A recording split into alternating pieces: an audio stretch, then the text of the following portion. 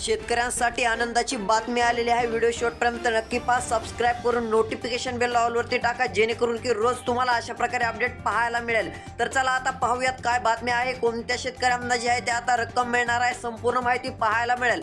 तर पाहायला गेलं तर पहिला जिल्हा आहे बुलढाणा। बुलढाणामध्ये जे आहे ते 98 गाव शेतकरी मित्रांनो पात्र ठरलेले आहेत, त्याची अनिवार्य आहे ती 47 आलेली आहे।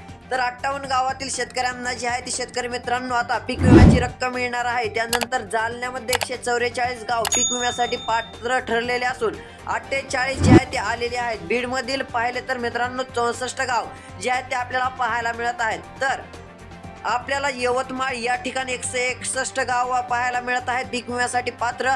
तर शेतकरी मित्रांनो नाशिकमध्ये 91 गाव, तर आपल्याला नांदेड जिल्ह्यामध्ये 114 व शेतकरी मित्रांनो आपल्याला जे आहे ती परभणीमध्ये 73 गाव पीक विम्यासाठी पात्र ठरलेले आहेत।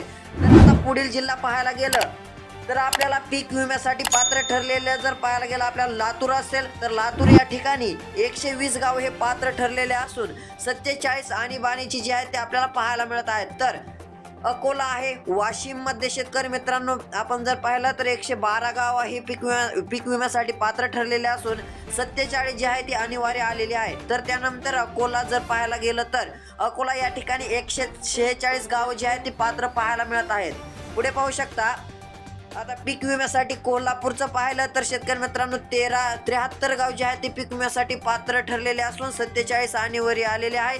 त्यामध्ये संभाजीनगर पाहायला गेलं तर 119 गाव, तर शेतकरी मित्रांनो आपण 48 गाव जे आहे ती संभाजीनगर येथून अनिवार्य आहेत। तर अशा प्रकारे ही अपडेट होती शेतकरी मित्रांनो। आता पीक विमा काही शेतकऱ्यांना जे आहे ते देण्यास सुरुवात झालेली आहे, आपल्याला जे आहे ते पाहायला मिळालेलं आहे। शेतकऱ्यांसाठी अत्यंत दिलासादायक बातमी आहे, सबस्क्राइब नक्की करा, धन्यवाद।